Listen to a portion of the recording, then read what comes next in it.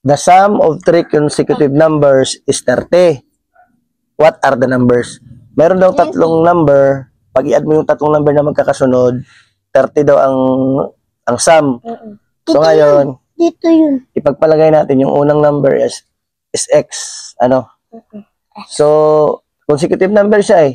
Kaya ang kasunod na number niya ay x plus 1.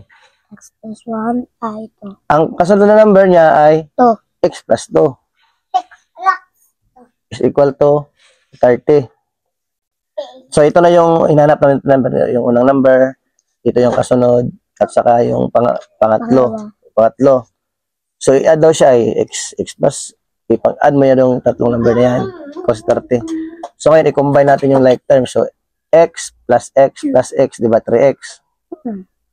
Plus, ito, 1 plus 2, di 3, is equal to 30. So, ngayon, para ma-solve natin yung x, itong 3 ilipat natin dun. So, 3x is equal to 30. Itong 3 maging negative 3. So, ito magiging 3x is equal to 27. Para makuha ang x, divide natin yan sa 3 ang both sides.